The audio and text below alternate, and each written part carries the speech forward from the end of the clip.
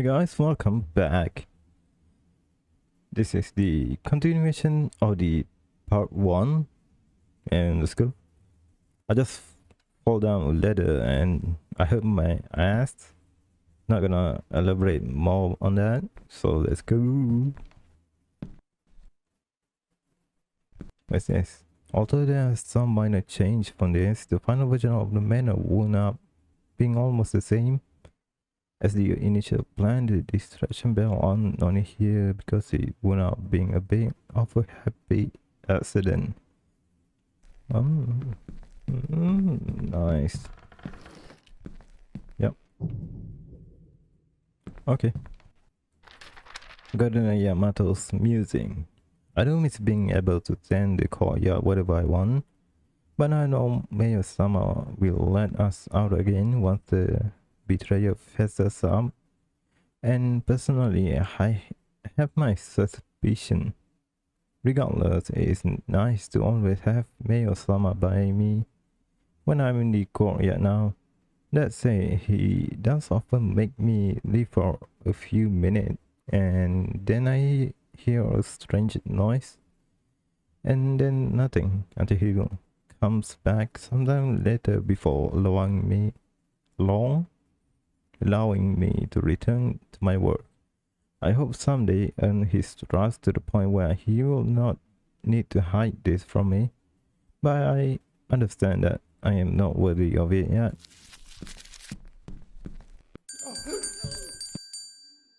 Okay. Oh. Okay. What's that? So I thought this was a pretty neat little trick. If you look up at Mayo's tower right now, you'll see that it's very symmetrical, very nice looking, but that's not actually real at all. That is not the building you go into. What? So you also see that there's two switches here. If you use the one on the left, that'll take you up above, and you'll get to see that this is just a fake little building in front of it. So what actually happens is when you go inside of the tower, this fake tower disappears, so if you look out the windows from inside, you don't see that. And then if you come back down by using the switch again and use the switch on the right, you'll be able to toggle that fake building, and you'll see that the real one's like a little off to the side and doesn't look so great. So that's why that fake one's there, because it looks substantially better. Oh. Okay, we go up. Oh.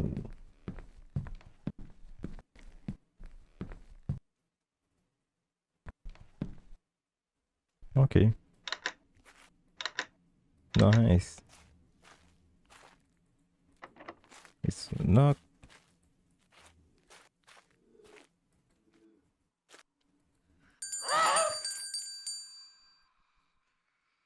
Why?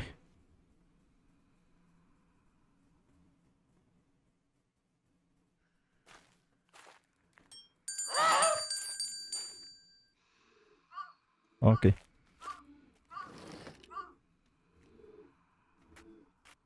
Oh. Okay.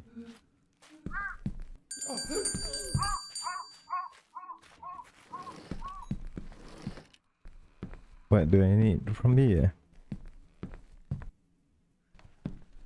Oh, okay. Nope. For me or some gas. 1 slice of ribeye. 1 tablespoon of salt and black pepper. 2 tablespoons soy sauce. 2 tablespoons Worcestershire. Worcestershire. Worcestershire. What? How do you say that? Worcestershire. Chestershire. Worcestershire. Okay. 3 tablespoons white wine, 2 garlic clove, 1 tablespoon butter, 2 tablespoons olive oil, 2 tablespoons of special ingredient. For serving, 1 cup of rice, 3 tablespoons special ingredient. Okay, what is this special ingredient? Not to mail some, milord. I regret to inform you that I found Jiro the carpenter from the slum, sneaking around outside of the manor last night. Long past curfew, he insisted he had talked to you and tried to handle the situation amicably and return him to his work. However, as I called him, he saw something he shouldn't have. I knew you have not want to be bothered with something so trivial when we are at such important time, so I took him below. Say Richie. Okay.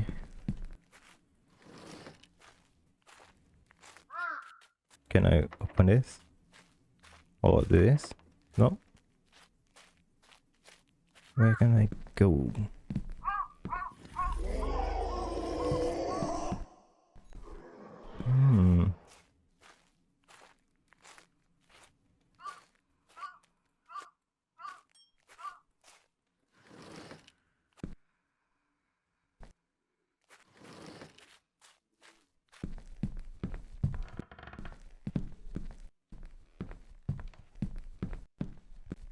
I can't leave.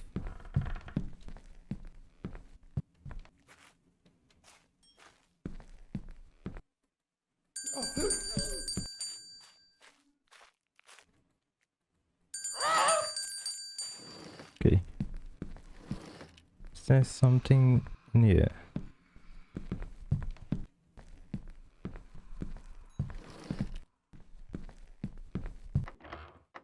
It won't budge.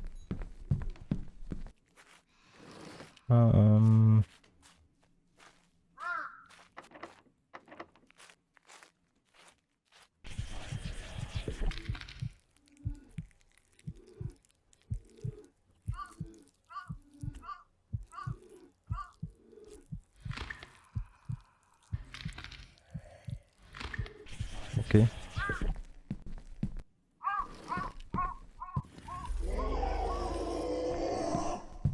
Just something in there. That no man.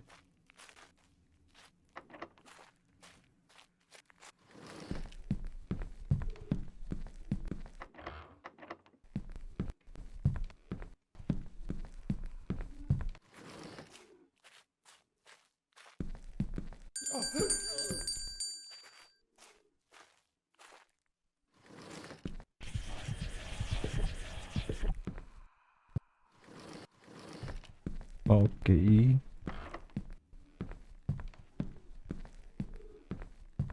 There missed something in there. Let's go back.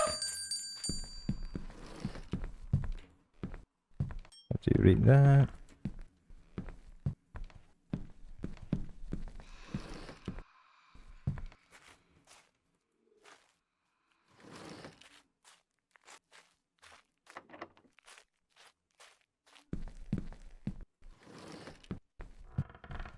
I think we have to go inside here.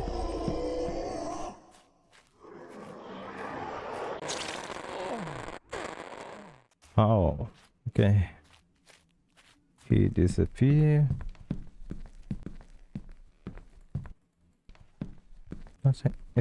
There's nothing in this place, man. Oh. Okay.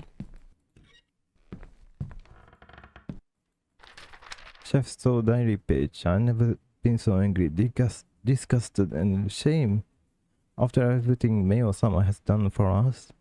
To think that one of us will betray his trust make me want to throw up.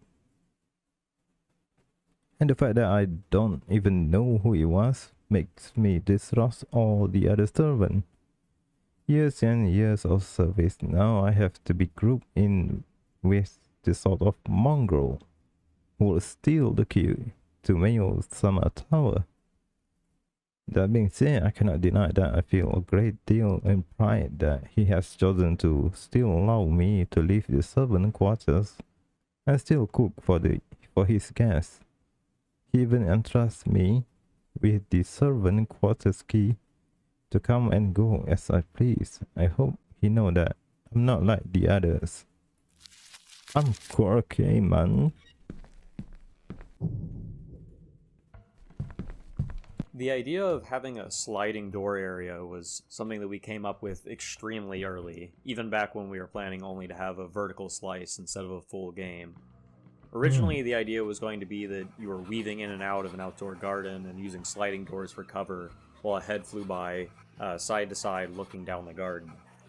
That said, I think I like the servants' quarters better than the original idea, because it's really fun to trap and lure the enemies into rooms, and also even now I still sometimes scare myself in this area by forgetting where I left an enemy, or forgetting to close a door and shocking myself. This area was actually made in just a couple of days, and went through very little changes other than improvements to the AI to make it handle getting stuck better, though even then there's some scenarios where the heads behave weird if you get them into an odd state. Looking back, I feel like there's a lot more cool things we could have done with the sliding doors, and I wish we had utilized them more in more areas, or maybe had a larger manner sequence utilizing them. Okay. Sleep has to crouch. Sleep. Okay. The left map was the original plan, and the right map was what was used. When I started doing actual development, with the major difference between the plan for the area shifting from using the door to find good time to run through to actually trapping the enemy. Is there any coin?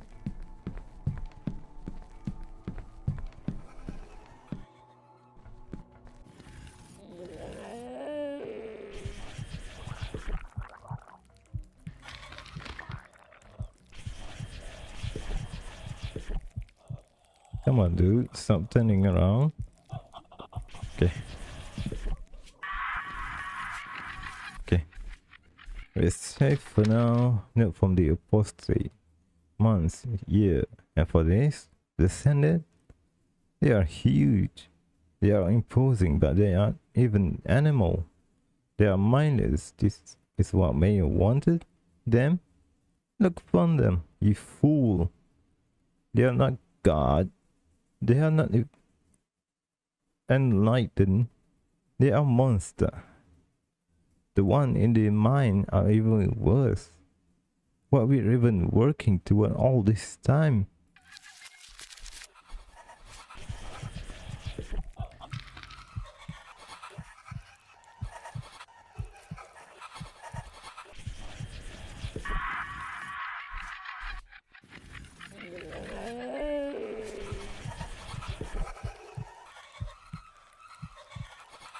Come on.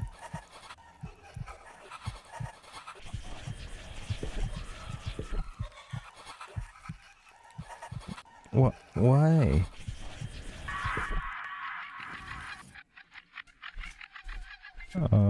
So how do I do this?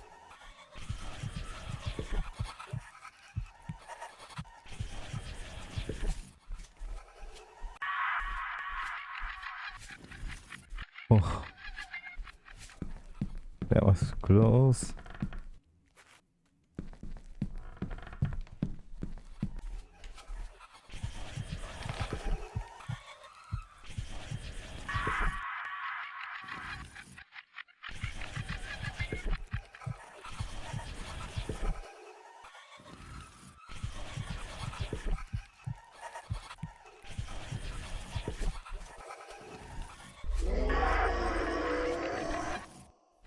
Okay.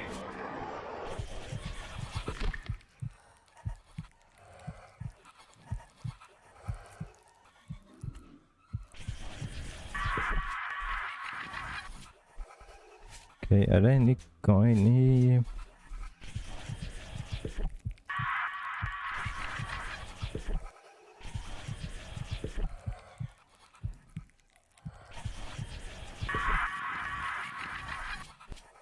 Close that.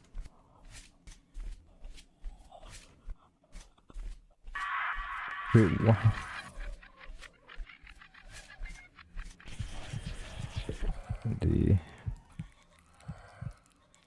This thing. Okay. Wait, what?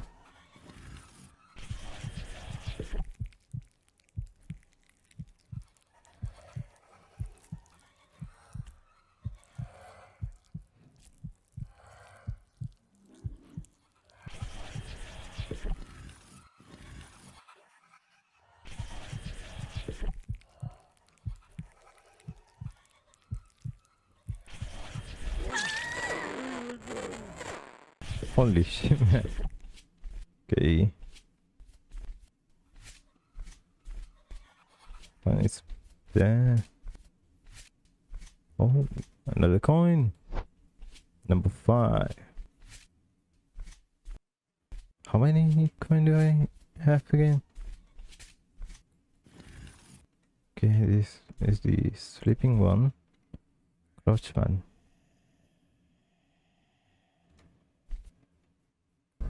Ooh. Number 5.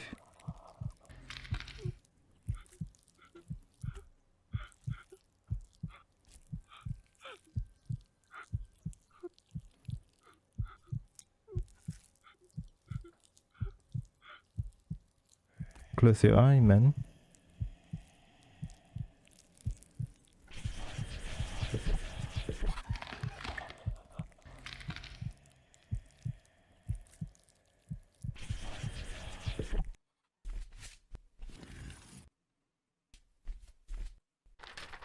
Chief Journal, Marsh.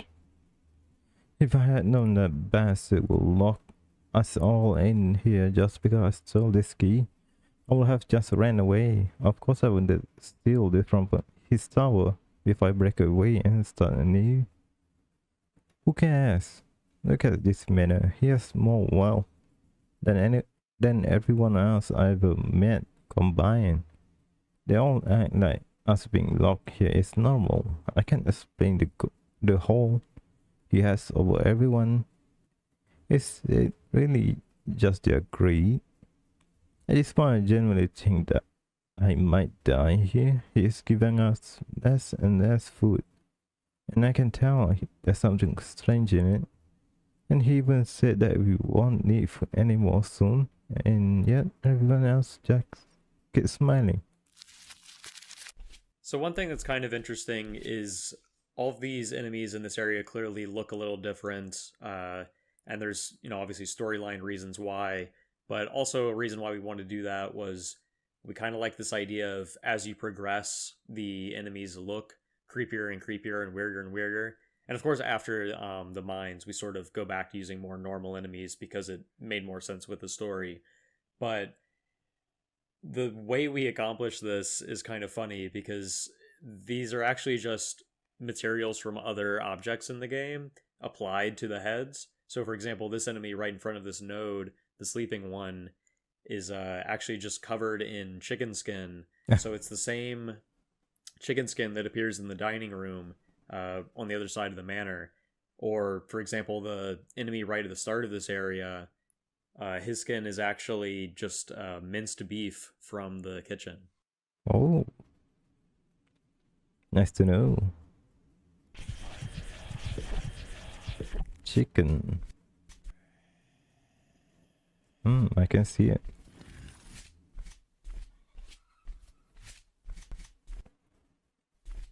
Okay, so let's go back. Why?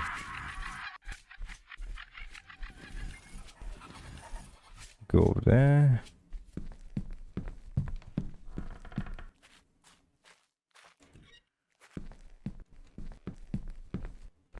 Need going to be. What? Okay. When I made the manor, I had pretty clear ideas for what I wanted it to look like, but the tower was kind of like, yeah, I mean, there's going to be a rotating enemy that goes up and down, and some things to hide behind, and it'll be cool to have some verticality like what we originally planned for the rooftops. But beyond that, I didn't really know. So the first version of it was kind of phoned in after making the servants' quarters that I was really passionate and excited about. But then it felt like it was way too fast and easy to traverse the tower, especially because being able to go up meant it was easier to outrun the enemies because they go the same speed even if you're moving upwards. We also had some massive issues with physics where the player could sort of bounce going downstairs, like launch forward, land, launch forward, and repeat. And because of this, you could even just effectively jump off of the staircase and go all the way down. Clearly, I did eventually find a solution to this issue, but it was actually extremely hacky, and I was surprised that there weren't simple and good solutions to what is clearly an extremely common situation developers will run into with their first-person controllers. However, the point is, I realized that just in general, players could go way too fast here, so then I decided, what if the statue was so heavy that you couldn't run? That mechanic wound up making the area really come together, because this is one area that really forces you to be patient and master using remote viewing to make absolutely sure that you're safe. In my opinion, this wound up being the hardest area in the game, but it still feels very fair and extremely tense. In fact, when I was testing hardcore mode the other week, this is the area that I died to twice. Surprisingly, many testers said they actually found this area pretty easy compared to earlier areas like the residential district. Yeah. But to me, though, this is kind of the get good area where you'll lose until you become an expert at using the main mechanic of the game. And as a bit of a reward, I intentionally made the remaining areas of the game relatively easy after that point. Maybe it's easy. Wow, I'm searching for coin.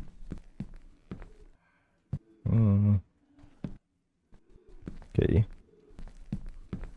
Let's go over here. I see.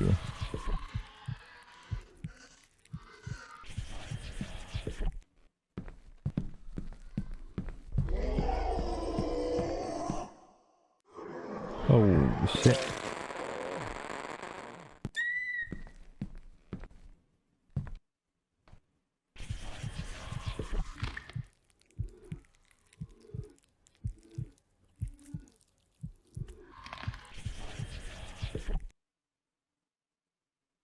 Okay.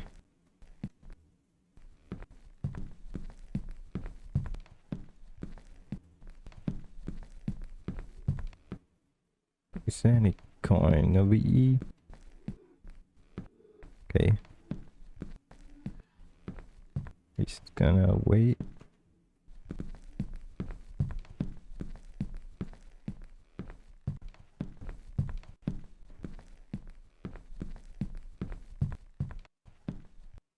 I coined the name Mayo as a shortened form of the word Mayose, which is the Japanese word for Pluto, as in the planet. Or not a planet anymore, or maybe it is again, I lost track. So the way that went was I was looking for a touchstone for what to name this character, this overlord that ran the town. The evil cult leader. I know that he's very wealthy, and I know that he's not literally royalty, but for all intents and purposes might as well be. And so that brought to mind Hades and Pluto from Greek and Roman mythology, the god of the underworld, the god of wealth, also the god of many guests, who, well, Mayo has a lot of people coming to his manor. And I went looking in Eastern religions for a kind of equivalent, maybe, as a touchstone to work off of, and I couldn't really find anything that mapped to exactly what I was looking for. And then I thought, well, the planets, those are pretty universal, if you'll pardon the pun. And I found that the word for Pluto, the planetoid, or not planetoid, or dead rock that no one loves anymore, or whatever the hell we think Pluto is these days, is Mayose, and it's a relatively recent word. I forget exactly what triggered this, but there had to be a localization for the name of this planet, and they came up with the word Mayose, which translated to Dark King's Star, and that seems to have worked, taken hold, become popular. And so I thought, well, that's good enough as any, and you know, the Dark King part just kind of seals the deal. That fits what I'm going for, and that's how Mayo got his name. Oh, Bingo.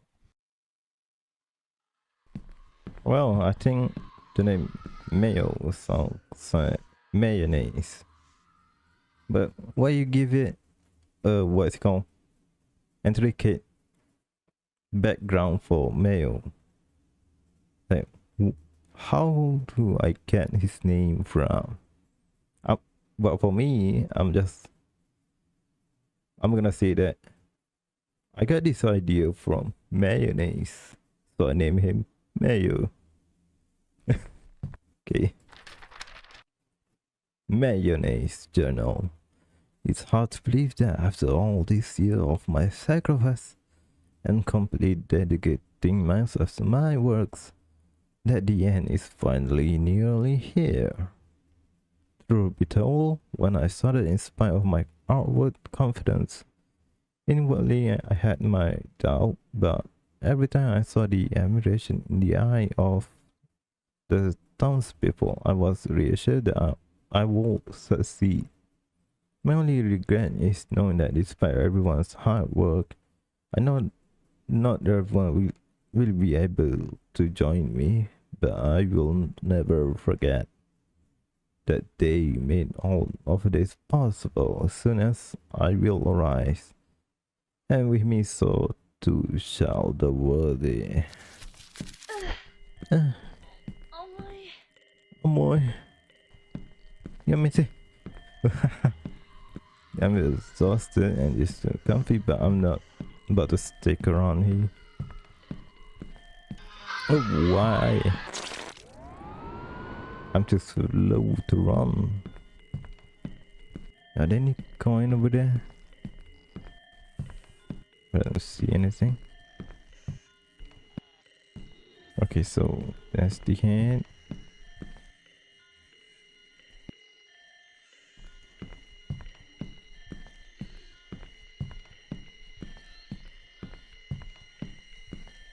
We're gonna hide behind this thing.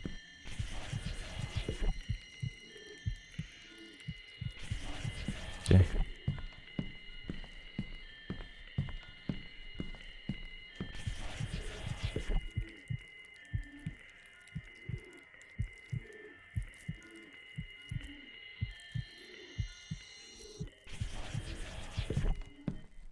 Okay.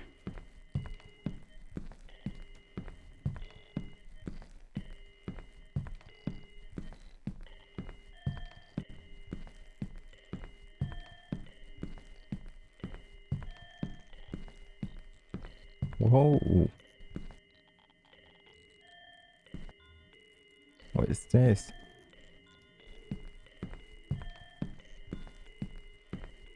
I'm searching for the gold coin.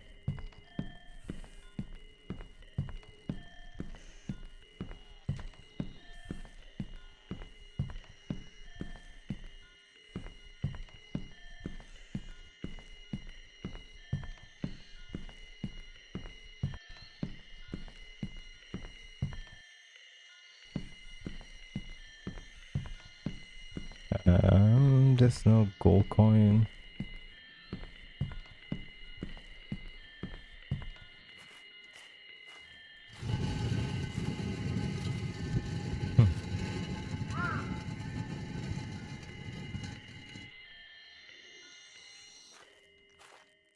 We're gonna take that. Let's go down.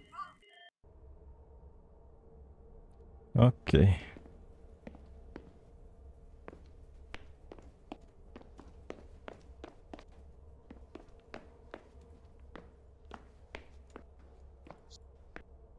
So I'm sure the more observant of you have noticed that we have two main characters in the game, Kaide and her aunt Noriko, and we have a voice actress portraying Kaide, and her name is Norika Koide. So what's going on there? Nothing. It's actually a total coincidence. So Hunter mentioned having a voice actress saying like short phrases in Japanese during gameplay. I was a bit skeptical because only one of us on the team speaks Japanese on the dedicated like Team Zutsu, being Oren Ronan, and you know, I mean, he's like, you know, I'm not a voice director or anything like that, but he did know a friend of a friend who was interested in getting into voice acting, so we reached out to her, and it was one of those things like there was a bit of a language barrier, and you know, I was asked to like kind of interface with her and everything, so things went a bit slowly, and then we figured out, okay, like if you can just record this for us and things like that, and we got like lines, and Auren wrote them in Japanese, and she spoke enough English that like she and I could talk via email. But at one point she told us a bit late, I think like maybe a month and a half before our scheduled release date or so, so I'm planning to record this on my phone, which was like a record scratch moment, because then I started looking on Fiverr for other actresses, and I like put out a tweet because I'm like, there's no way this could work out. But thankfully, I guess she has a really good phone, because the audio quality was a lot better than that statement would lead you to believe. I think we cleaned it up a bit, and she actually had to go to a karaoke studio to record like her like yells and screams and things like that, because she was in an apartment and things like that. So, but when it came to payment, if you want to pay someone in Japan, you need their bank details. So when she said to me, like, I can give you my bank details, I'm like, well, don't do that, because, in America, I'm thinking she means, like, a routing number or some shit that, like, I don't want to know, But, like, that's, I guess, how you do it. At any rate, at that point, I needed Auren's help, so I paid him and he paid her. And what's funny, though, is, like, when they started talking in Japanese at that point, it was, like, a lot easier, and, like, because there's no language barrier whatsoever, so he like helped out too with some of the line direction, I think, and in terms of like, oh, we mean like you say it like this, not, what I mean, like as in like, I hope that isn't her, meaning like you think it might be your aunt, etc., that kind of thing. And it's funny, it's like one of those things where I'm like, of course it went more smoothly once they started talking, but it ended up being a thing we kind of pulled together last minute. And like I said, I was skeptical of it, but I really do have to give Hunter credit, because I think that added quite a lot to the game's atmosphere, and I think it was just absolutely a good call. Definitely.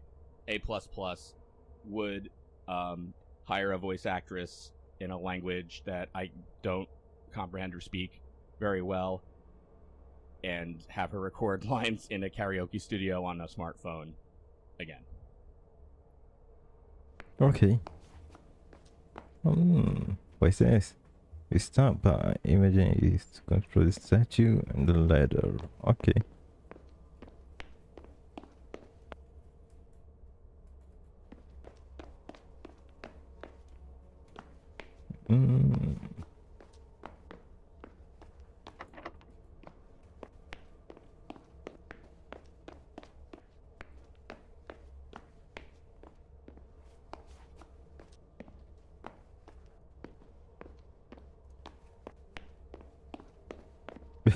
What the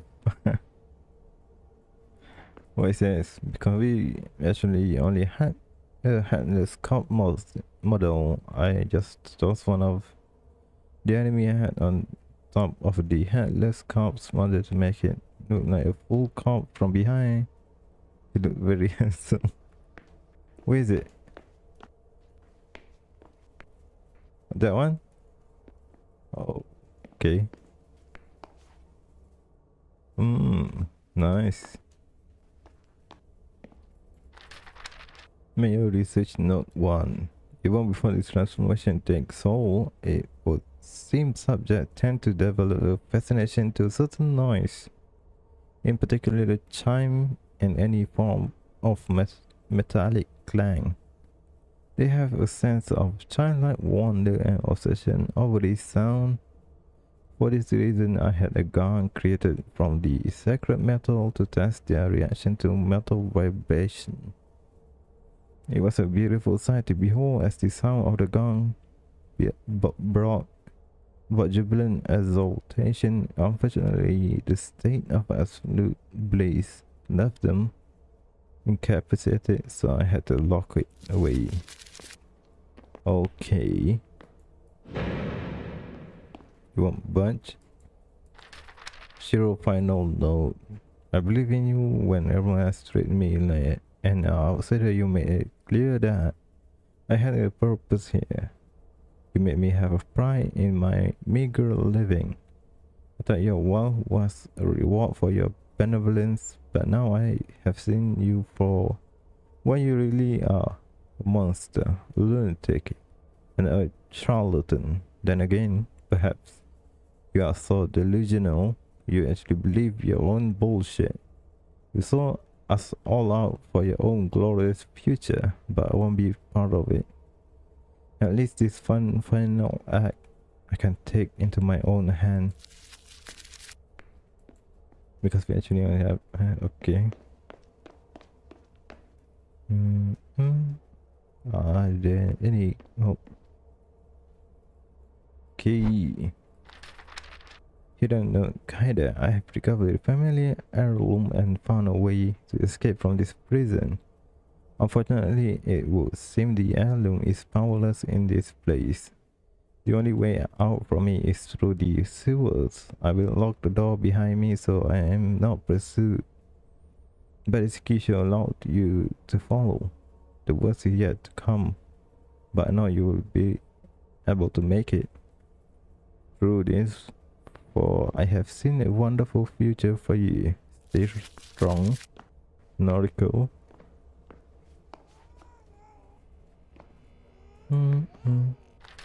Mayo research note 2. The procedure appears to affect every subject in subtly or sometimes drastically different ways. Some seem to develop animal-like qualities, but I have not reached any definitive conclusion on why that is. From the extensive testing I have done using different quantities, it would seem that the best results come from slow and continuous ingestion over a long period of time. I wish there were a faster way, but the result from the tests of on my servants show they will not be usable, the worst of which I have most determined below. Mayo lamentation. It doesn't bother me when they scream and cry, and well, I would prefer that they won't. But I understand it is a painful process. The one thing that truly breaks me is when they beg me to stop. The fact that despite all their posturing, when the time comes, they prove me they are not really devoted. What depresses me isn't the fact that they don't believe in me. It is that they are giving up such a wonderful future for nothing. Sometimes I sit here and just think about this soul that are too weak to ascend and more. But with a little help from my record player and my little companion, I am able to cheer up and remember that so many others will join me. What record player? Oh, nice tune, man. Disturbing. Kimachiore.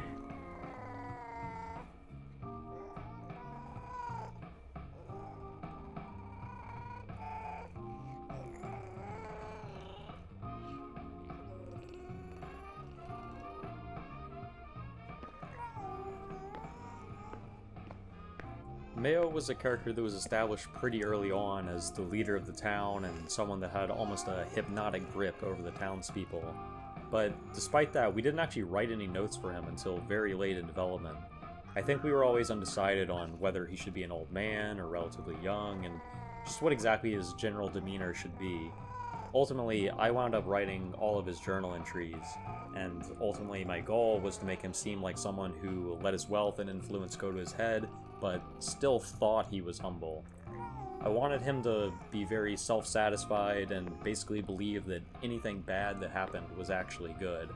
I tried to show these mental gymnastics in some of the notes, like how he wrote about how the gong made such a beautiful sound that the heads cried out in happiness and lost consciousness, being at odds with the experience the player has where when you hit the gong you can clearly see that the heads let loose horrifying noises, and when you look into their eyes you can see that they're absolutely annihilated. Another example of this is the fact that having a baby head in a cage is obviously extremely creepy, but that's actually what he looks at for comfort to calm himself down.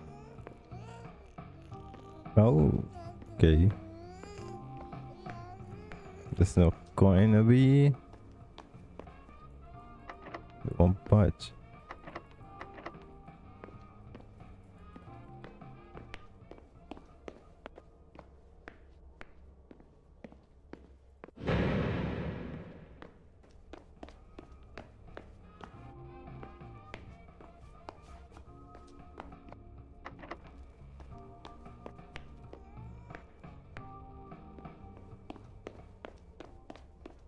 Okay, let's go.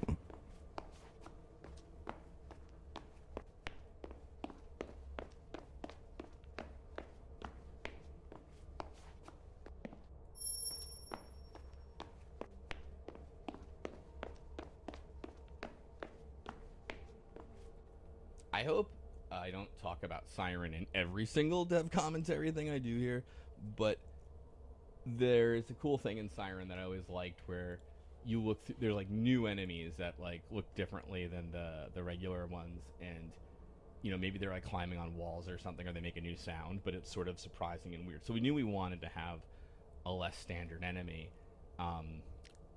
You know, it's funny because I think originally we weren't gonna have like an underground section or a short one, but then, you know, I think Hunter might have come up with the idea of like an angler sort of head, you know, and I like that a lot. And the idea being like, you know, maybe it's what's providing the light in the level in some ways. You know, we didn't really go all the way with that, and I think, you know, the angler heads, you can sight jack them, but I don't think you get very useful information out of them like the rest of them in the game. We kind of wanted maybe like a break from that. So the angler, the mine angler kind of dudes are a little more like Amnesia, I guess, or like a little more like a traditional sort of first-person survival horror. But that said, you know, they Hunter actually, funnily enough, he made like just like a standard Unity cylinder with like a you know, just like a cylinder, just like a log kind of thing with like a light on the end of it, for like just on one of the standard models. And it's funny because I was like, I can do better than that. Like, and I was new to 3D modeling, so I'm like, come on, I can do better than the cylinder. And then all the things I made looked like completely terrible compared to the cylinder. So at the end of it, I think like it's not a cylinder anymore for sure. But like, it's funny because the more complicated I tried to make it more like a fleshy worm kind of thing, or have it come out of its eye, like the worse it got. And for a long time in development, it was that cylinder, and I just couldn't make it better, and it was killing me. But you know, finally we settled on it. So I hope you like the angler, and I will give Hunter credit also for the material on them, the way their skin texture looks. Oh, okay. So okay, so I understand what you're saying now. Okay. Use that, just twist it and put a light source over there. I see.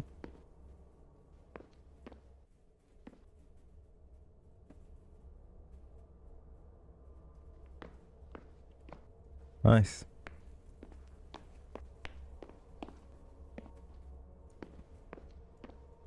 Did I miss anything over there? I think no. Let's go down.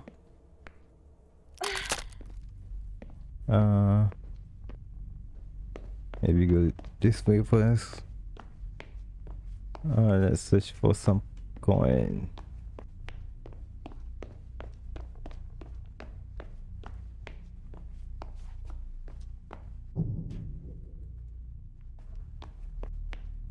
As mentioned before, we really wanted every area to offer something new or a little different than the other areas. So the idea with the mines was to provide a bit more of a normal or traditional horror game experience, rather than allowing the player to rely on the remote viewing mechanic. The other areas of the game, you can have more or less perfect information about where the enemies are by looking through their eyes, but here, the enemies have such bad eyesight and most of the environment looks so similar to one another, the amount of information you get from remote viewing is very limited. It does, however, still communicate to you that these enemies have worse eyesight than most of the enemies in the game, unless you're near a light source.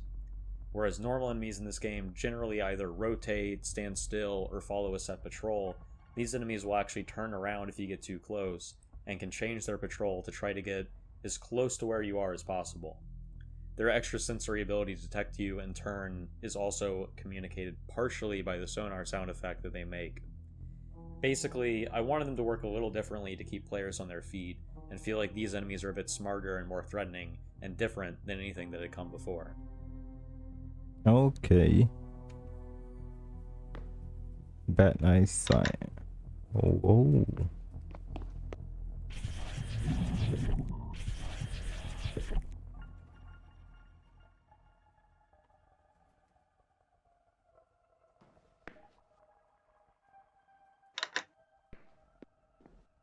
Okay.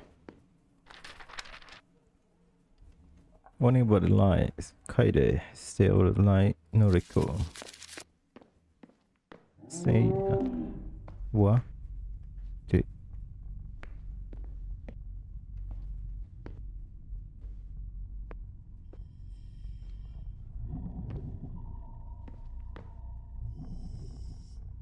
Okay.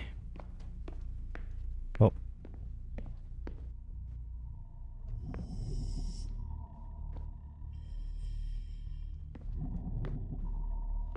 What are you doing, man?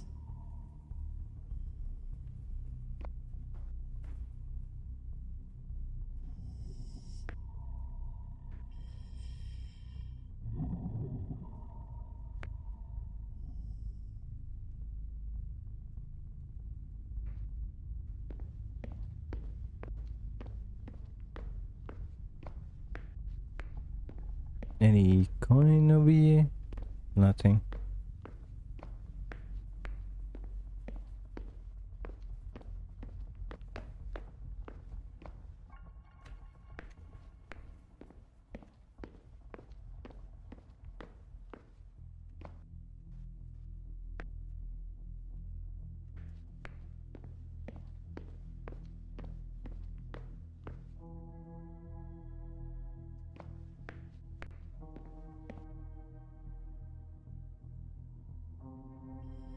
Oh, is this me? Why? Okay.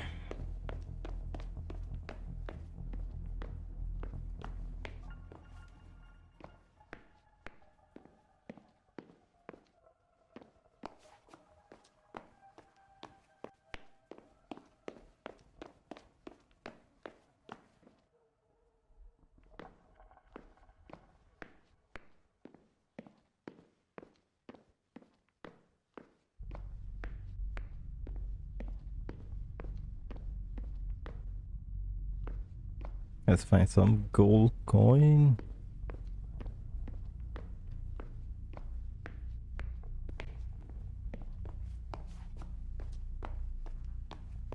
Holy shit, man.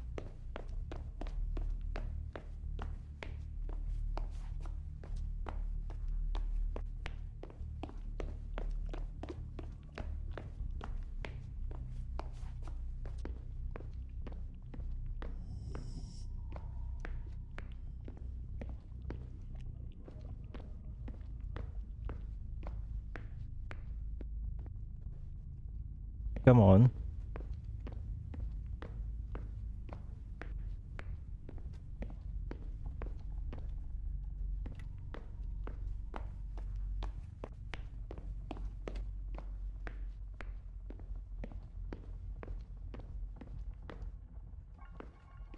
Where you coming this way, man?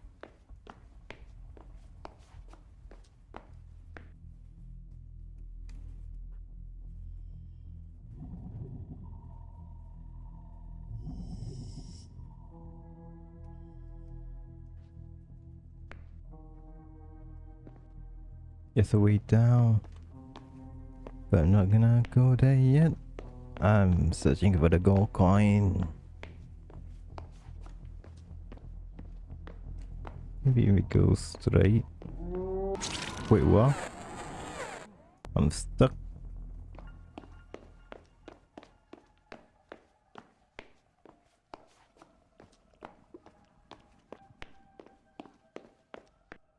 Oh, another gold coin. Number 6. Minus now. The working conditions in this mine are untenable. There's barely any lighting, frequent caving, and how does it want giant hole leading down to the deeper level? After someone died falling down it, they put one tiny wooden barricade. Not to mention, I can tell the notched fume from whatever hell is field mining are getting to me. I'm realizing things I know are impossible. 16 hours day where I push on thought through sheer delirium. I genuinely appreciate Mel giving us this opportunity after the factory closed, but I'm not sure this is better than rotting away in destitution in the shanty. Okay.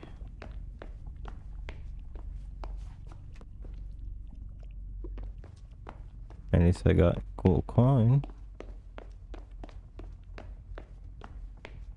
Let's go this way. Maybe there's more gold coin.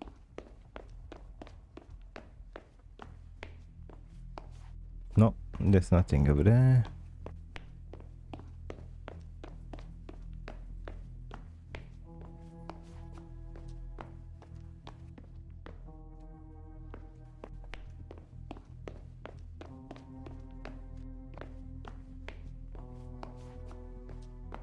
Maybe just go straight before going down.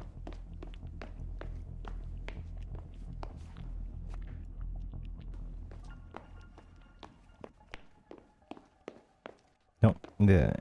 It's not the way. Over here. Okay, there's nothing over there.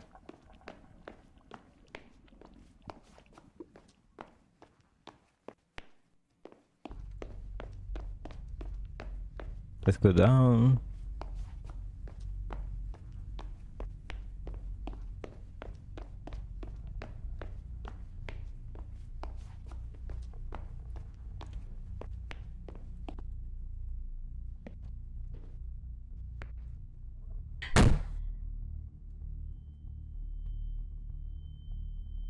So where you get that sound from?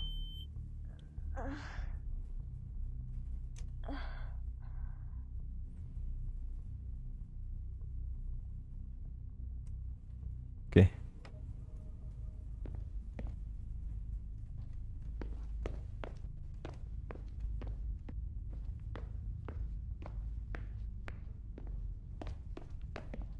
You know, one of the things we wanted that, you know, Hunter and I definitely agreed on was we wanted things more like Silent Hill. And the thing about like a Silent Hill game, especially let's say Silent Hill 1, right, is you have all these horrible things going on, and maybe it has to do with like Dr. Kaufman and the drug, or maybe it has to do with the cult of Samuel and the whole Dahlia Alyssa thing. And it's never totally just told to you. You know, you're not, there's no like big exposition like, by the way, you've been secretly fighting, I don't know, you know, Pyramid Head who's really there to punish you, James Sunderland. You know what I mean? It's never just handed to you. You have to like suss it out with files and everything like that.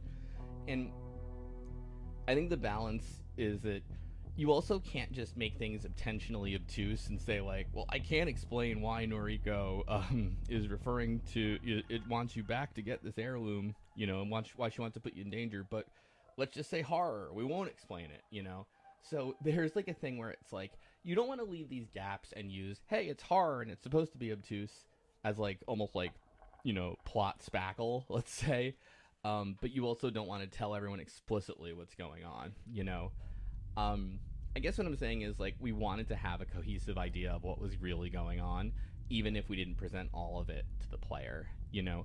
So, and things change, they transmogrify a bit, you know. I always wanted the heirloom to be called the heirloom. Like I never wanted anyone to explicitly say, oh, this is an amulet, it's a bracelet, it's a talisman, it's a sword, it's whatever it ends up being. I didn't really even have a clear picture in my head exactly what it was, but I really liked that because I really felt like it was one of those things that's incidental. It didn't really matter. You would get an item, you'd get it. It was not like we hid what the heirloom was per se, but it was just sort of bizarre and off that you never say what the item itself is, you know?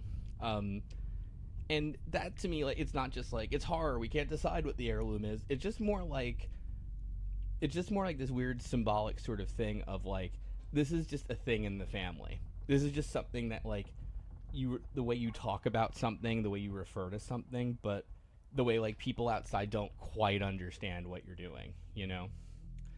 We don't like fully explore like a lot of themes like that.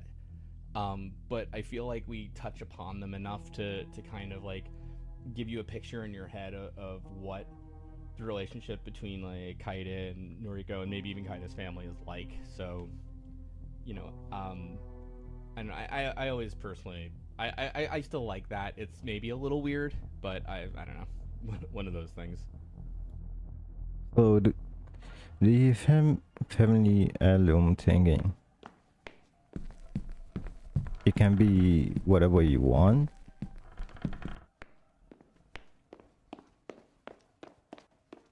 But this is an heirloom. If it was passed down through generation after generation. Or maybe this thing. It might be an heirloom. You don't know that. And this thing. And is that the person? Yeah. An heirloom choker. Nice. I thought it's gonna be something else. More, what's it called? Okay. I knew you'll find your way, fulfill our family destiny. I know it's too late for me, and unfortunately the heirloom is powerless here. All you have to do now is get out of this horrible town. Once you're out of his influence, the heirloom will protect you. I know you can do this. Farewell, minis. Okay. お願いだからのりこおばちゃんだけはやめて Bacha.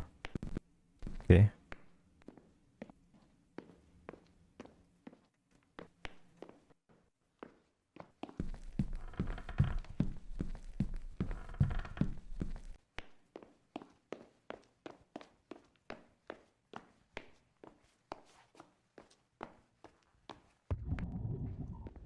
Okay.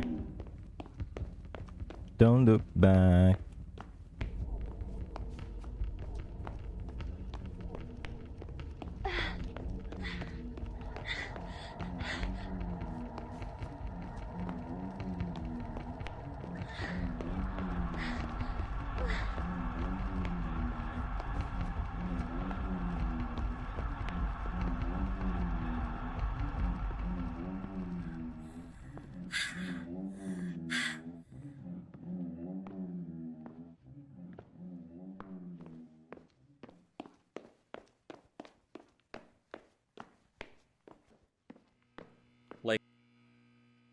Like 11 years ago when I first played through Amnesia the Dark Descent on developer commentary mode, there's a part in that game where you go down an elevator, and I remember in the developer commentary they talked about how basically they were having physics issues if you're on the elevator and they tried moving the elevator down.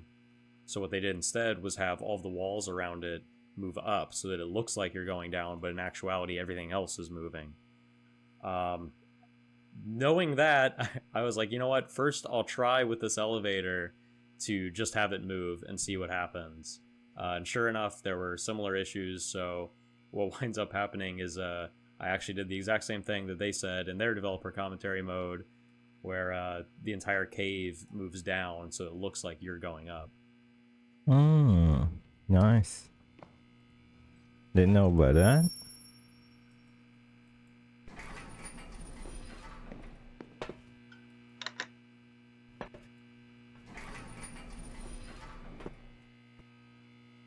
Yep.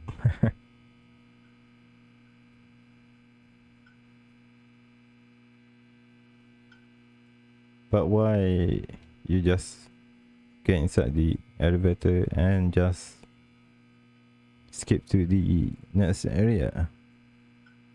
That's a good idea.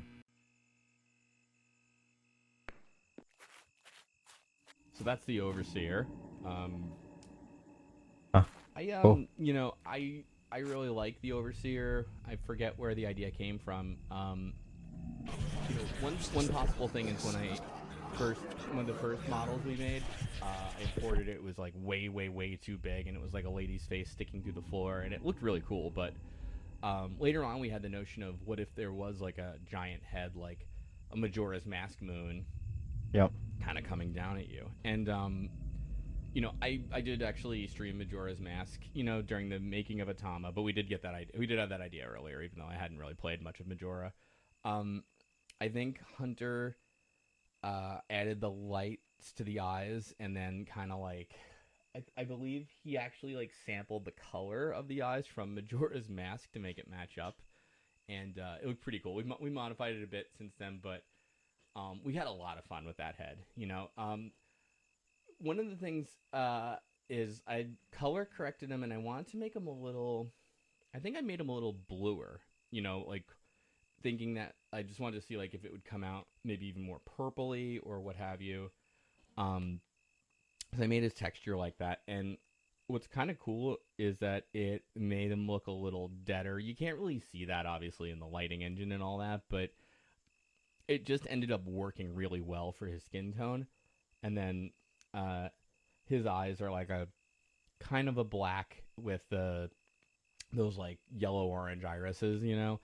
Again, it's not a thing you're going to see very much of because he's far away, even as he gets closer later in the game as you run out of time.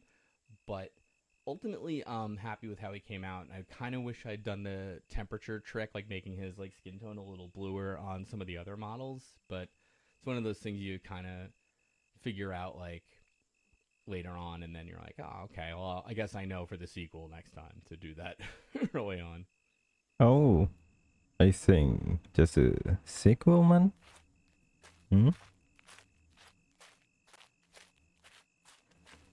Where's the gold coin?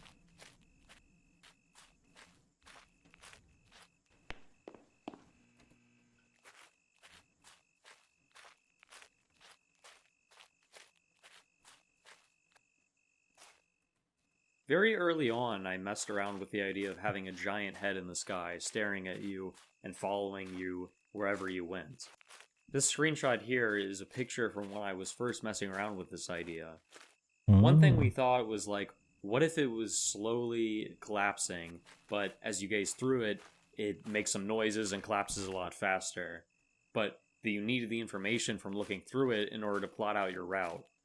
We more or less made the game in the order the sequences appear in, so we always had in mind that after the mines there would be the escape town sequence, but what exactly that would entail we weren't as sure about. But the giant head was a constant in all of them. One thought we had was you would go back through the areas of the game, but everything would be destroyed, and there would be enemies everywhere, and the time limit from the giant head. Another was basically the same idea, but it was a different part of the village, instead of being the same areas you'd already been. In the end, it wound up being a mix of the different part of the village, which we now call the Old Town, and the actual escape sequence became a whole different scene in the forest. Okay. Spider Lily. So, if you ever see this flower in anime opening, you might get the idea that someone's gonna die in the series. That the main character, obviously. So it's the flower, I guess it symbolizes death in a way. Here it is. The reason I can put this game on my IMDb page. That's me you're hearing as the voice of the Overseer. Oh. And the fun part is I didn't really have to do much. So I work in production a lot of the time when I'm not performing. And we had just gotten done doing a very long summer festival, very hot and long days, very little sleep, bad catering, just totally unhealthy conditions. And I caught this awful festival crud that was going around. So what you're hearing there is just my fucking voice. I put reverb on it. Obviously, that part is added. But the rest of it is just my fucking voice. That's how I sounded. I was Dr. Claw. And there are two separate pieces to this. If you remote view, you can hear his internal monologue, I suppose you want to call it. And what I did there, I just went with my gravel voice, and I read the "I am as constant as the Northern Star" monologue from Julius Caesar, and then reversed it. That's all I did. That's what you're hearing there. I guess technically this is a Shakespearean performance now. And then for the barks that he puts out, that was more involved. That's me actually attempting to speak Japanese. I am a non-native speaker. If we ever do an HD version of this game, I would absolutely love to hire a native Japanese speaker as a voice actor for this part, is pipe dream.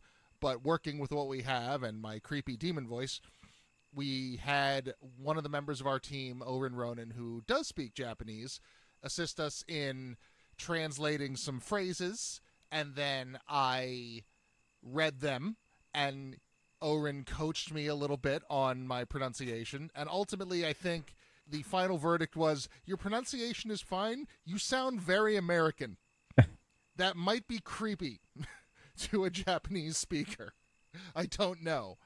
And then I did some tricks with it. I submitted 3 different versions of the files. I submitted them as they are. I submitted them backwards. And then I did the Twin Peaks thing where you reverse it and then attempt to phonetically say the reversed lines and then re-reverse it to try to get that weird Twin Peaks dream sequency sound. I don't actually know which one is going to be in the final product, so it'll be a surprise even to me. Okay, let's try to hear this.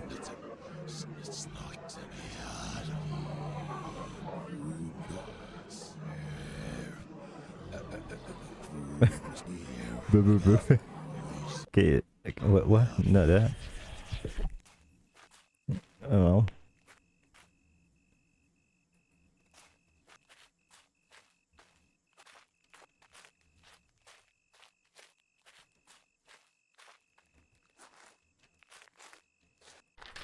Kisaragi News final issue.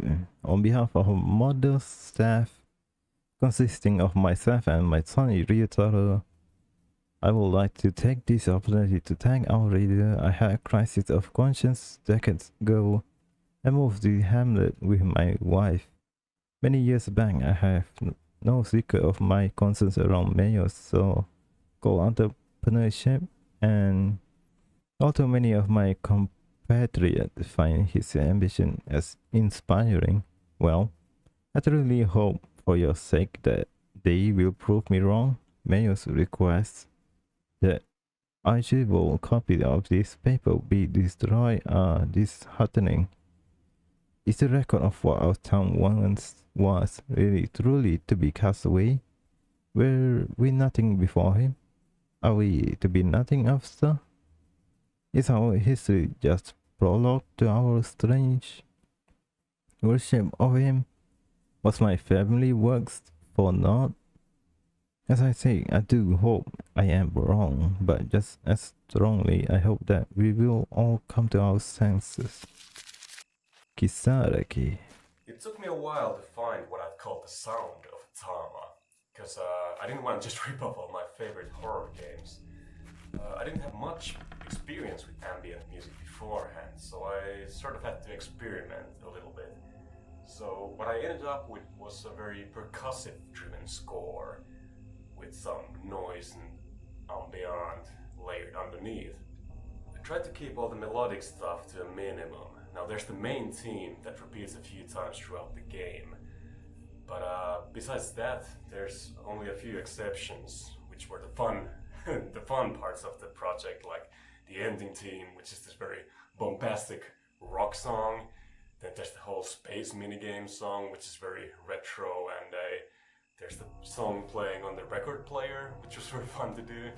But those are the exceptions. But the whole like main feel of Atama is very, very downplayed, very percussive with delay and reverb, and it's almost very repetitive in a way.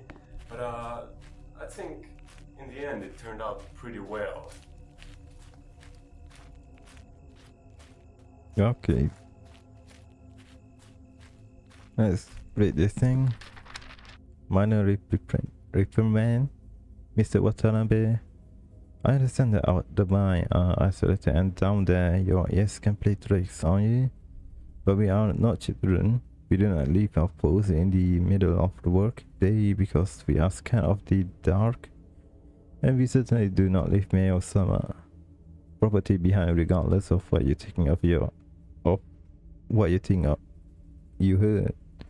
You will be docked your wages for the missed work, and I suggest that you retrieve on your own time the pick and the shovel, as well as the extracted ore, or we will have to take further measure. Good day, Seiyuchi. Okay. Understandable, but give me the gold coin, man.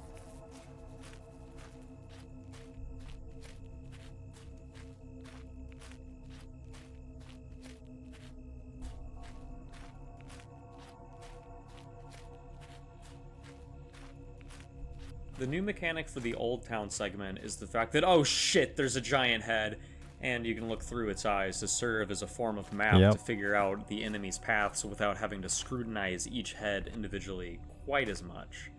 The other thing is that this area has a ton of tight alleyways and buildings to jump into to hide, so while the enemies can see you from extremely far away, it is also probably the easiest area in the game to escape from enemies. Honestly, it is probably somewhat close to the original concept for the Shantytown alleyway area in that regard. Another thing slightly unique about this area is that the other outdoor areas in the game are about making your way through, whereas here you can easily skip most of the town, but then you get blockaded by the shrine door, so you actually have to go back into the depths of the town and explore, rather than just trying to make a mad dash to the end, like in the residential district. Okay. There's something over there, but I just want my gold coin, man.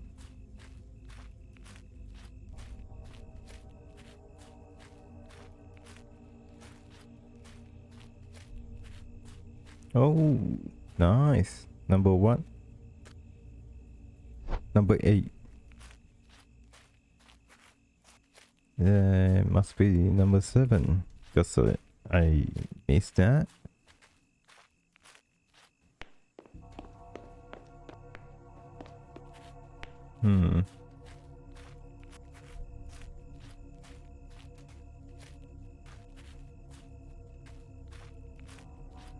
Okay, nothing over E.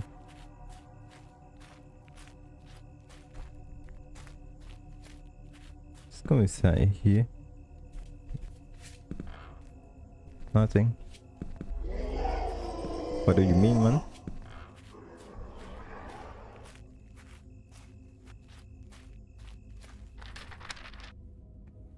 Kisaragi Crazy Crab Contest is some of 5th annual crabber contest in which you submit your weirdest shellfish you find to our judges for a chance to spend one day in our Imperial Garden and Manor. Last year's second runner-up was Mizuki Tea. A crab was stark white. Quite lovely. The runner-up was Romin N. Her crab had 14 days. He must have been a fast walker, but she said her and her family only found it delicious. The winner was Hitomike. Her crab was basically just a body with 23 crab legs. Our judges had never seen anything like it. Even after she won, it was revealed the crab had basically no meat. It was like an oblong ball crab claw. Wonder of wonder, what will this year bring? I'm gonna bring Mr. Crab.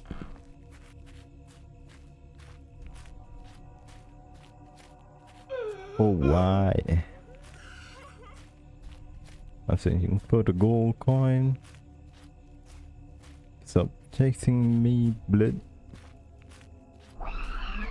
What? What?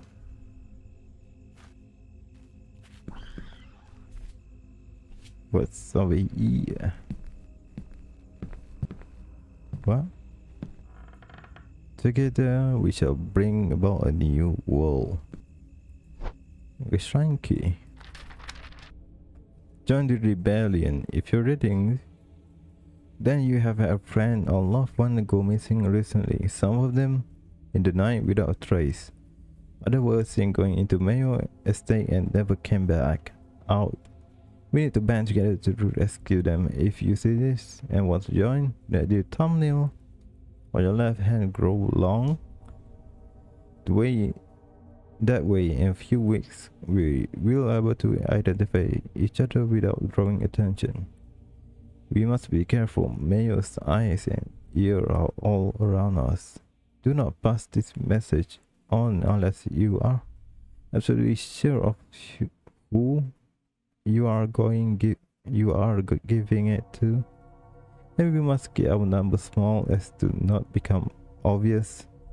When you are done, make a mark at the bottom of this page. If you receive the message and it has 9 or more marks, do not pass it on, burn it. We will not let this siren take any more innocent lives. The note has 3 marks at the bottom. You heard me, Mayo-sama here. It hurts me to be informed that I have received evidence there are traitors among us.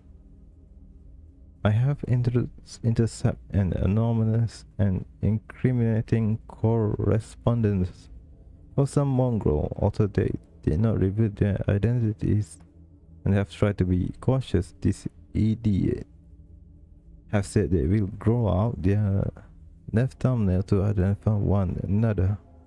I suggest that we buy our time, keep an eye out, and slowly deal with the problem one by one.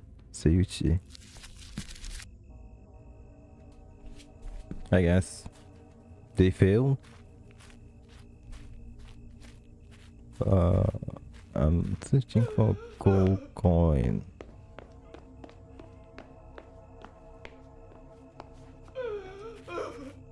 Wow, who's chasing me, man?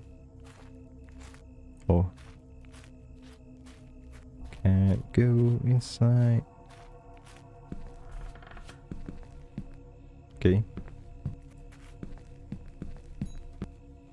I know, man.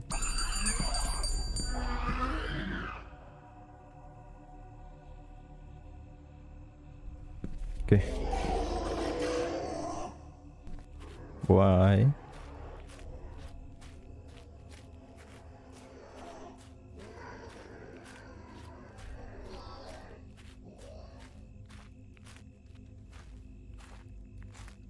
Okay.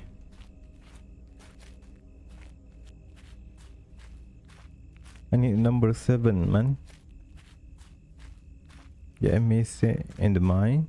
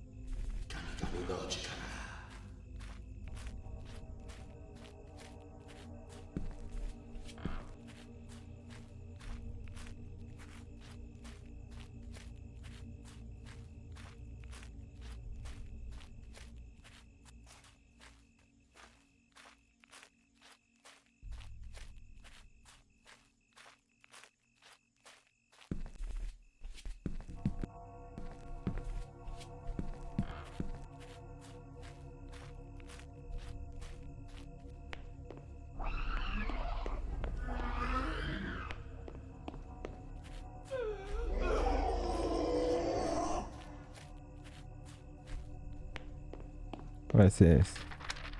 Last will and testament. On the eve of my execution, I have once again asked clemency for my son, Ryotaro. I can reset all of my transgression again. Mayo-sama and beseech the town to answer my son and put him on a transport train out of town. Anything he wrote was at my behest. Please do not punish him for the sin of his father, I beg you. To destroy the battle, I left my life in the big city to help a small town, and all of that is gone. I accept that as just punishment from Atama, whose forgiveness I can only dream of. Spare Ryotaro, please. He only helped with typesetting and the original errand. This is my only request. Obviously, Mayo not gonna listen to that. Oh, another one. How many of you? What's this? Hidden letter to Ryotaro. I can only leave it to fate or God or something. That you find this, Ryotaro. It was the only letter in my life that I decided a man needed to stand for something. And I set off from Kyoto to find a new home, new start. I gave up money for principal and I was totally wrong. I am to die and I am only hopeful somehow that you escape, but I can't even know. The only thing I do not regret in life is you.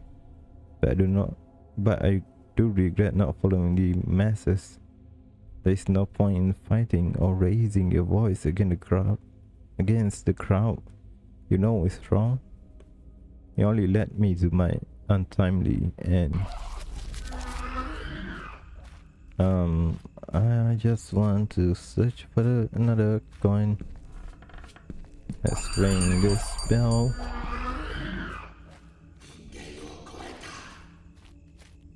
Ringen wo koeta.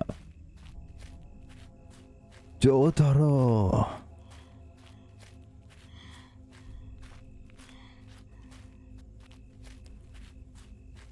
Wait, it's not Jotaro, it's what it's called?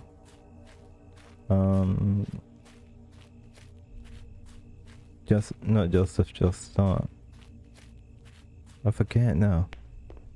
Man. Can't go. Okay. Can't go on. I came into the project fairly late and was responsible for mostly technical stuff most people would not find interesting. I could talk about my adjustments to the input and camera systems and the UI screens, but unless you really hate our menu font and looking for someone to blame, my technical contributions aren't very interesting. I will take credit for advocating and managing the macOS version of the game though, so if you're one of the 5 people playing this on an iMac or a MacBook, you're welcome.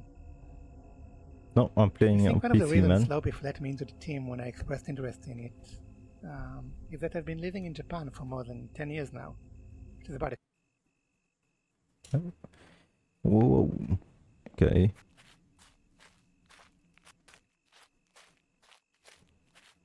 Sorry, man. You got cut off. I thought you're gonna continue speaking.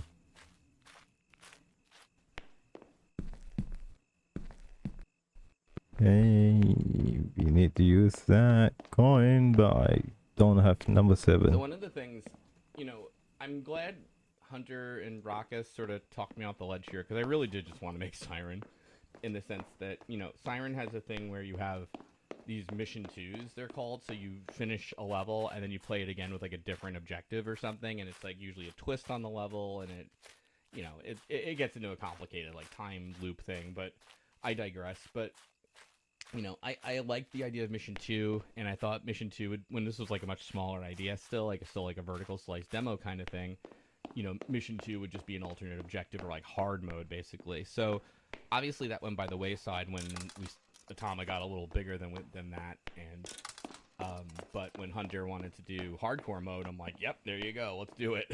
So from there, we did get the whole notion of the alternate ending, and you know, true to form, or true to its sort of roots, it's obtuse, and you have to find, you know, these 8 coins in sort of hidden locations. That is Hunter's idea, you know. Sometimes that, you know, that stuff can end up a little mean, but that said, I think, you know, with the whole numbering and like the whole way it works out, I don't think it's bad, and I do think it kind of adds some replay value, and it adds like a neat subplot, which we actually didn't have at the start of it, you know. That is to say, we had a fairly, I think, straightforward plot, if not like totally handed over to the player. What I mean is that, you know, you were there to visit your aunt, and you're in this cursed village, so you're there to get the heirloom and then just get out, you know. And now it's sort of like, okay, it's still the same basic idea, but now there's this whole like subtext and subplot around, you know, the heirloom, and then maybe this hidden thing in the shrine, and maybe there's something going on where someone who was not your aunt actually called you, but you know, she still exists, she's there, and that kind of tied in and helped sort of flesh out the story, you know. So I'm definitely glad Hunter came up with all that stuff, and I'm definitely glad we got to have like a mission 2 sort of thing. Okay. I don't have the coin number 7, so I guess we're gonna continue the game, and I'm gonna replay the game, obviously. I'm not gonna satisfy myself with a normal ending. Give me the true ending instead of the normal one, okay? And then I'll be satisfied, and you won't see me again on this game, not on YouTube, okay? Backpacker Draft. What's up, explorers? I could not wait to tell you about Kisaragi. Undiscovered gem does not even begin to describe this vista. I have never ever seen such wonderful temple and shrine. There's a manor garden that is so huge I cannot believe this place is off the map. Part of it might have to do with the fact that electronics don't work well here. I swear that I had extra battery pack charger, but my phone died and it's empty, so drafting the old-fashioned way in my day planner. Going to detail of my finding as I go. Explorers out. The island is growing blind in America. Okay. So first of all, heads up. But really, heads up that you don't need to worry about the collapse on this mode. When the Overseer is about to collapse, it'll just restart back to the top, so take your time. Originally, the idea for this area was going to be that the collapse would happen relatively fast, and there was going to be 10 enemies with multiple routes, and you're going to need to use the Overseer's view to help you figure out the maze before he crash landed. But then I had the kind of wild idea of, what if it turned into a first-person shooter for the last segment, and you could shoot the enemy with a blast of energy from the heirloom, and it would make them dissipate altogether. But then Slowbeef gave me the much better suggestion of, what if you could incapacitate them while remote viewing them? Not only was this clearly way better thematically, more interesting and unique mechanically, but also it would be way easier to implement since we already had most of the needed systems in place and partially implemented. Some variations on how it could work were that you could only stun a few total and had to strategically pick which ones, or that whenever you stunned a different one, the previous one stopped being stunned, but ultimately we went with this cooldown plus the enemies eventually breaking free. I'm really thrilled with the way this mechanic turned out, and I really like that the player gets the additional gameplay reward of the faster cooldown if they manage to obtain the true heirloom as well. What's this? Backpacker and Atama, I haven't seen a single person in the past 2 days. There's no food, there's just dusty standing water, and it's just awful. I can't understand it. My compass is working as far as I can tell, but you head due west, you land back here, you head northwest, back here. Follow the river is that you get discombobulated and ended up in the bamboo forest. It can't be happening. You just be able to walk out, but here we are. In games, if you can't get to or see an area, then generally it means there won't be anything over there, or the backs of all of those buildings will be removed, or the object will have a low-res texture on it if it's far away. But in this game, doing these sorts of tricks is a lot more challenging than usual because you don't only have to worry about what the player can see, you have to worry about what all the heads can see. What if they're flying up and returning to where they were before they caught you, or returning at a weird angle? Generally, This just meant adding a lot of extra set dressing and background buildings to contribute to the illusion, but in these final two scenes with the Overseer, it was a lot more challenging because there had to be a balance of things looking good from the player's view, things looking good from the Overseer's view, and not putting too many objects into the scene. One trick I used to help a little in the previous scene is that the Overseer's field of view is actually way in front of his face. So the view you see in the Old Town scene is actually What? How can you see me, way man? closer to you than the Overseer is. So it cuts out the view from seeing as many things far to the sides. Because of the collapse sequence, I couldn't do that here. So the view is actually from right by the Overseer's eyes, but he is closer to you in the scene than the previous one. It's also difficult because the Overseer continually gets closer to you, so it's basically impossible to make it look good from every angle. Overall, I'm reasonably happy with the way this scene is set up, even though there are some angles you can get that look a little awkward when the Overseer is either very far away or very close. This enemy hiding in the forest and rotating wasn't on the original map I drew when planning out this area. The main reason I added it is because when I was testing the area, some of the colliders were broken, so enemies started seeing me from places they shouldn't. And when I gazed through one of those enemies' eyes, they were flying through the forest between trees and chasing after me through the dense forest, and I thought it was really freaky. So I wanted an enemy in the forest in a similar way to that. It isn't exactly the same vibe, but I still wanted something similar.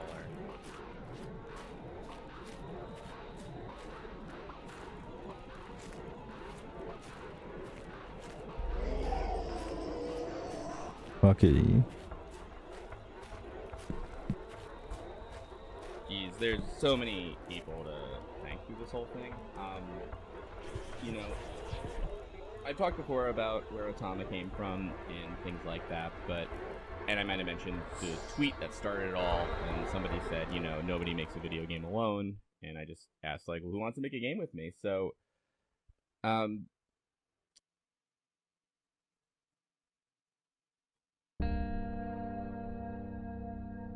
can't quite say I woke up sometime later. It was just there, outside. A version of Kisaragi with 10 hungry-looking people shambling about, and then on one moment outside the next. I wandered along the train track, shoulder slumped. My phone had no battery, and I had nothing to eat or drink for what felt like a whole day. I looked back in the direction of Kisaragi and had a vision. The town was more filled with floating heads, all staring at the giant one above, but this time it was a woman. Noriko? Was it her? It didn't seem quite right, but the vision was momentary. I was near collapse when I encountered that neighboring town. An old woman saw me in my haggard state and invited me for breakfast and a nap on a spare futon. Thankfully, the ATM phone in town worked, so no not charging my dad's phone. I got home. My family was worried but relieved to see me. My exam had actually gone alright. The truth is, I don't know exactly what I was so afraid of. I had just had this overwhelming feeling of panic. My heart was racing. I was sure it was the curse. I felt I had to go to Kisaragi finally. And now I had gone and I had survived. Wasn't that enough? I never had a clear picture of what happened there. I started therapy. I got prescription. The vision stopped for a while. I kept the heirloom in Kisaragi. Holding it had felt odd. Some part of it felt comforting, but another part of it felt wrong, like a wobbling in my head when I held it. It got worse as time went by, so I put it in a box and forget about it. I learned to cope with this sense of dread. The vision will happen even infrequently over the years, but I still never got a clear picture of the giant face in the sky. It looked sometimes on Noriko, but colder. Less like the kind on I knew and more menacing. I dreaded seeing her. And yet the vision returned despite change in my life. Even as the year went by, even when my sister got killed in that accident, even when I got married, and when my daughter was born. I love my baby more than anything, little Tomoko, and I felt that woman's face, her eyes seemed to focus more intently when I held her. One day the panic came back, impossible to ignore. So I said suddenly goodbye and found that cargo train back to Kisaragi. I can't say it was to finish what I started, it was too late for that. We felt like Noriko needed me to find something else she left behind. It was the coin, man. If only I had the coin number 7. If I had that, god damn it, man. Oh, we're gonna play that again, but we're gonna skip forward to the end this time. This is gonna take a while, but I'm gonna try to speed run it. See you guys at the another end in 3 minutes. Not 3 minutes, 1 second. Like this. Like boom. Now.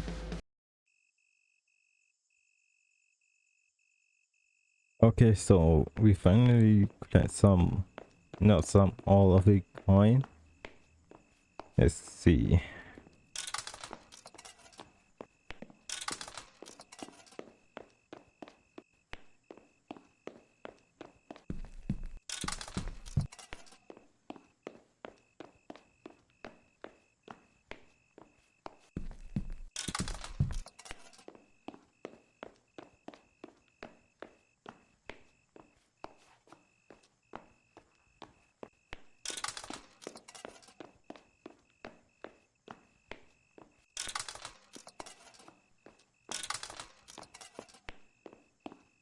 Okay, the final one.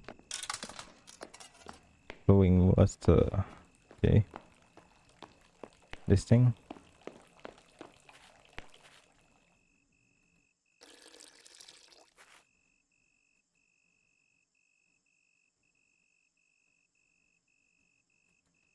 Okay.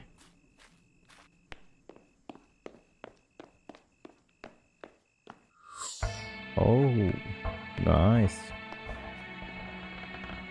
Who's this?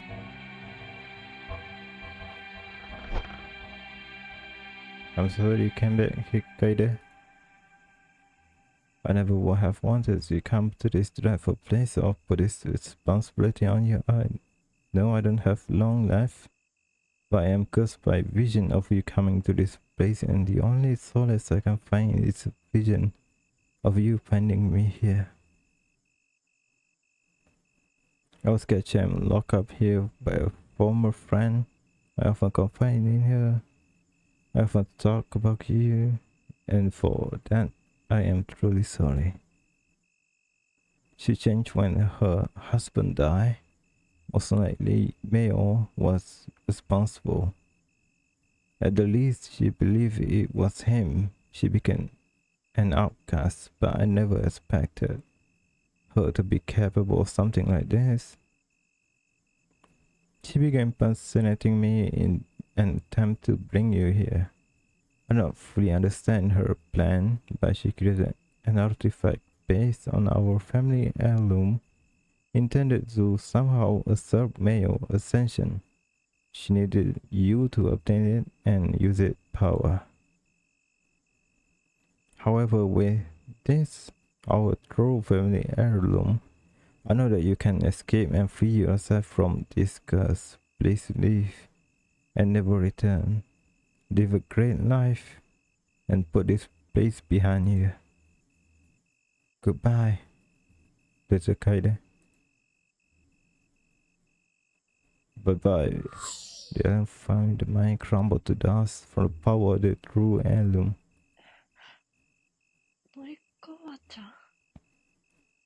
really. Okay. She still have her head. Okay.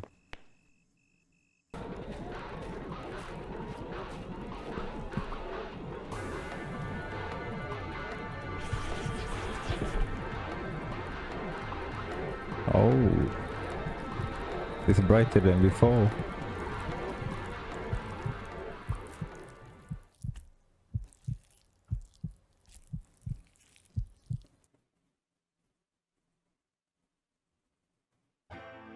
Daylight finally met me on the other side of the tunnel.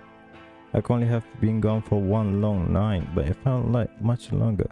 Somehow, I found the strength to walk down the track. I was physically exhausted, but I felt something had been lifted from me. The curse had been lifted. I ran into neighboring town some ways away. Thankfully, the Atama works bought a meal and took a train, a normal one, home. Alarmingly, we passed through Kisaragi, which didn't seem right, but town was somehow even more run down than I just seen, as if it's just had aged 50 years in time. It took me to leave this train tunnel. I got home, my parents and sister were worried my exam had actually gone alright. The truth is I just had this overwhelming sense that I couldn't face them. Had been just so flooded with this feeling of panic.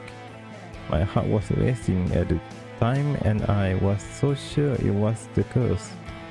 Throughout our life, my mother insisted it was all alright, but I just felt that clouded over me. Well, now I understand that what had happened to that town.